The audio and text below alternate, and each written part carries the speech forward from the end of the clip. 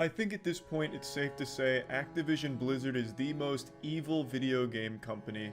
Based on a Eurogamer report, Activision Blizzard have been found to have withheld raises from staff campaigning for unions by the National Labor Relations Board. Activision Blizzard's failure to curb sexist and harassing conduct emboldened manager Miguel Vega to abuse, belittle, and insult Miss Doe, as they're calling her Jane Doe, by making comments to her about oral sex, masturbation, and orgasms, threatening her job if she would not consent to sex, mocking her breasts, and commenting on other female employees' attractiveness. The article begins by detailing how Activision Blizzard fosters a frat boy culture in which female employees are subjected to constant harassment, unequal pay, and retaliation, according to a lawsuit filed by the California Department of Fair Employment and Housing. More than 1,500 Activision Blizzard employees are calling for the resignation of the company's CEO, Bobby Kotick. The calls follow the publication of a Wall Street Journal investigation.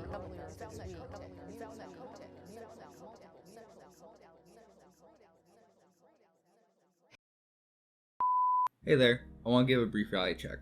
Blizzard's a shitty company and are trying their best to this day to prevent justice in the courtroom. So if anything I showed in the first clip made you upset, maybe don't buy their products. I like to believe the people associated with the crimes did not work on this game, however this is me coping with the fact the company I once loved is now just a fucking AAA frat house. Chapters will be timestamped and linked below, and with that out of the way, let's continue.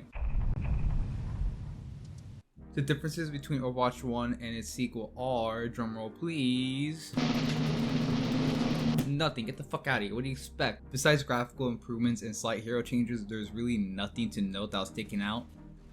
Except one. It's time for the moment you've been waiting for.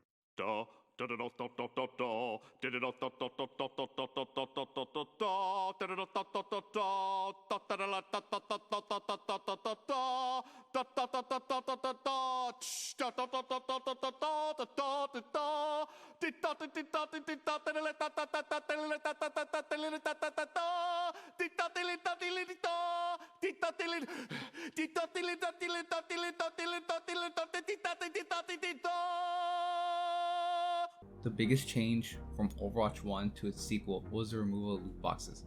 You are done. Fired. My god, the bar for games in hell. I believe the change was the last thing Blizzard wanted due to the recent ban on online gambling in the US and talks of regulation in the EU. If Blizzard had the chance, they would have done loot boxes and the new Battle Pass system at the same time, and that's a fact. This said, I actually think the first Overwatch mastered the loot box grind without making it seem like you actually had to spend money to get skins because the gameplay loop constantly rewarded you with cosmetics. Let me explain. The gameplay loop of leveling up and completing event missions like Junksine's Revenge, May's Snowball Fight, or just Lucio Ball or casual competitive play constantly rewarded you with loot boxes. It was perfect. Perfect. Gaming loop. Like, it was not only rewarding grinding out these missions, trying to best your last score, or just trying to be top frag of the game, and seeing that fat loot box hit your inventory at the end. It was amazing. It made me feel like my efforts didn't go unseen, since EXP actually went to your level, and not some stupid fucking battle pass. You don't want to be like this. This is disgusting. This is awful in every way. If I could kill it, I would. But I legally can't. But I've considered it. Now we have this. I mean, for $10 you can get 1 hero, which shouldn't even be a thing, but whatever. 9 skins, 4 emotes, 5 souvenirs, 5 charms, 8 victory poses, 14 voice lines, 15 sprays, 4 highlight intros, 11 icons, and 8 name cards. This does sound like a bargain to the unseen eye, the untrained eye, the uneducated, but you Philistines don't understand. There's actually a big issue with this besides it being primarily sprays and shitty voice lines, alongside the pricing making no sense. Because one skin on the item shop rings about $10, which is the same as the Battle Pass. Is the Battle Pass a great deal, or is the skin the great deal? Anyway, okay, it doesn't matter. It is the fact that the fucking Battle Pass does not give you enough coins to purchase the next one. Not a single cent. How does Blizzard fuck up just enough where they go live service with a shit and pasted Battle Pass from Fortnite and then not give you enough currency instead of Battle Pass to buy the next one? Like, how do you fuck that up? The answers are right there. It's like Blizzard copied from the smart kid in class and still failed the exam. So if you want to buy it, have fun spending money every new season or saving every coin you get from weeklies, not even dailies, it's weeklies. And if you're saving every coin from the weeklies, how would you spend any on the new item shop?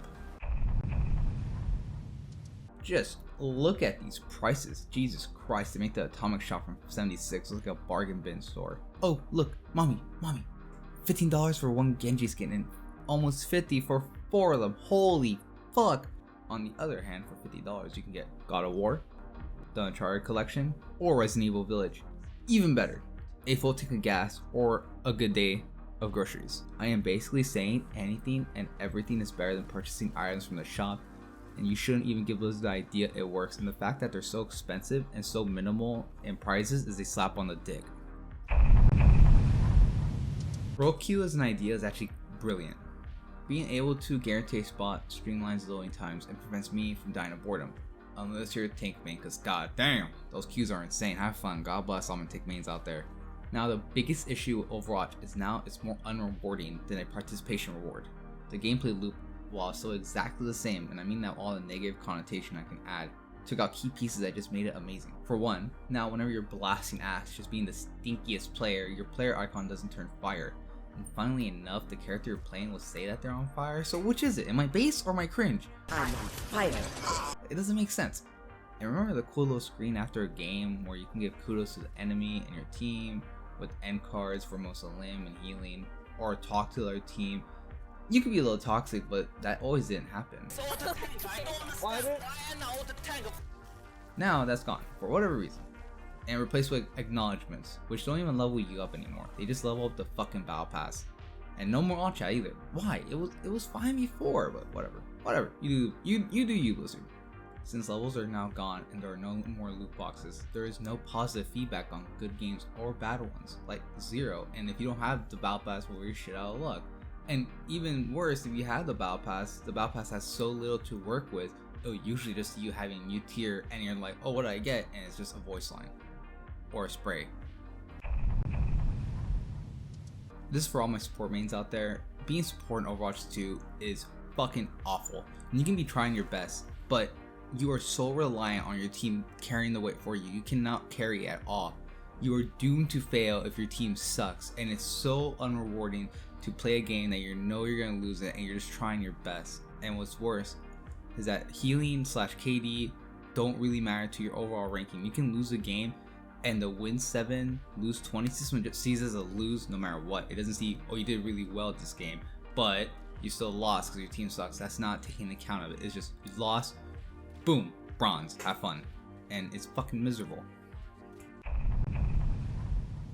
That's the end of the rant.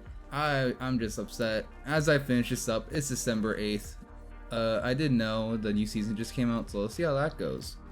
It just seems that Blizzard are more concerned with monetizing the player base and harassing their female employees and focusing on their actual golden goose. Alright, that's about it.